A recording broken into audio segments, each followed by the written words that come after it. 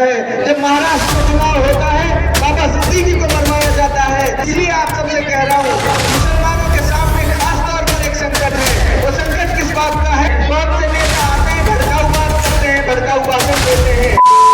अस्सलाम वालेकुम सभी लोगों ने 26 जनवरी खूब धूमधाम से मनाई होगी।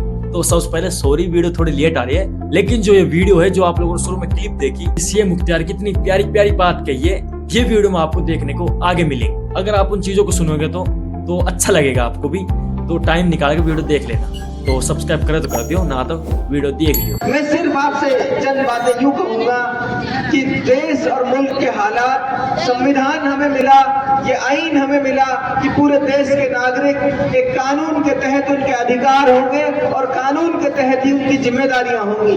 लेकिन अफसोस की बात यह है कि कुछ हालात ऐसे हैं कि कुछ फितना परस्त लोग जो सत्ता के लिए सिर्फ इस देश में अफरा तफरी का माहौल पैदा कर तो आप लोगों से कह रहा था, तो है ना बढ़िया बात सीएम मुख्तियार की। तो और आगे देख लीजिए। इस देश की हुकूमत को चलाना चाहते हैं, उनसे ये कहना चाहता हूँ कि हजारों साल से ये हिंदुस्तान है, इसके ऊपर बहुत तरह के हालात आए, बहुत तरह के मुश्किलें आई, लेकिन ये हिंदुस्तान ही था जिसकी तहजीब आज भी बका है। और मैं दावे के साथ कह सकता हूँ, अगर देश के लोगों को ये पता चल जाता कि 240 सीट पर आ रहे हैं ये लोग, तो 100 से नीचे सीट इनकी आती।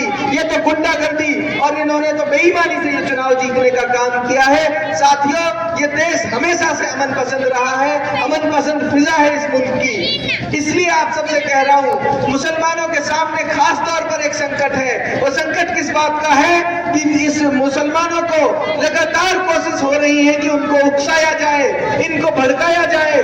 आप लोगों को बहुत संजीदगी के साथ ये बात समझनी है, किसी के उकसावे में नहीं आना है। बहुत से नेता आते हैं, भड़काऊ बात करते हैं, भड़काऊ भाषण देते हैं। इन बातों को बहुत गंभीरता से समझना है। हमारी स्थिति ये नहीं है कि हम आज लड़कर कूदकर अपने मसाइल का हल कराएं, क्योंकि फितना परस्त ताकतें इस मुल्क में बैठी हैं। आपने देखा होगा, जब बिहार में चुनाव होता है तो अतीक अहमद को मरवाया जाता है, जब उत्तर प्रदेश में चुनाव होता है तो शहाबुद्दीन को मरवाया जाता है, जब महाराष्ट्र में चुनाव होता है बाबा सिद्दीकी को मरवाया जाता है। ये सियासत को समझने की जरूरत है। ये सिर्फ आपके जो रहनुमा है, आपकी जो पहचान है, आपकी आवाज है, उनको दबाकर, उनको मिटाकर मैसेज देना चाहते हैं कि हम मुसलमानों को कसने नहीं देंगे। इसलिए कह रहा हूं आपसे, बहुत संजीदगी के साथ, आपको बहुत गंभीरता के साथ समझना है, किसी उकसावे में नहीं आना।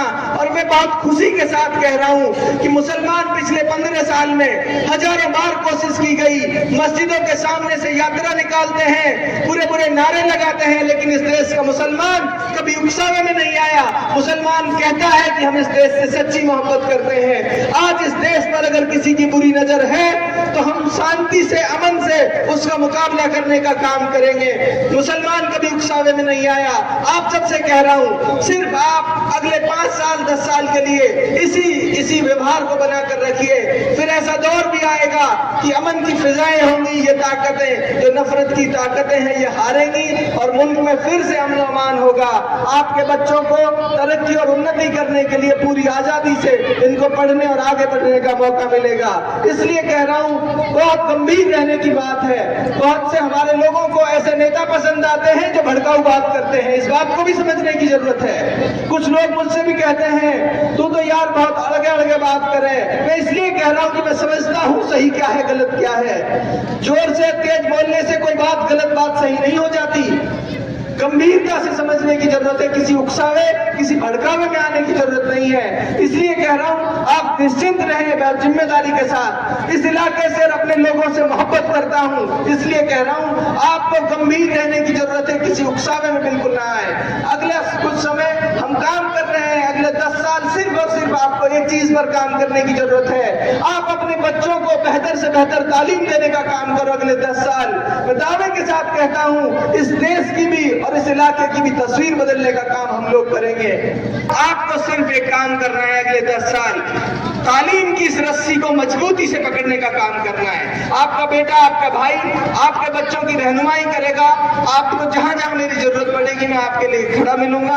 आपसे इन्हीं शब्दों के साथ, समय की सीमाओं को ध्यान रखते हुए, मदरसे ने जिस तरह का प्रोग्राम किया, बेहतरीन तरीके से आपने बच्चों की तरबियत का निजाम आगे बढ़ाया है।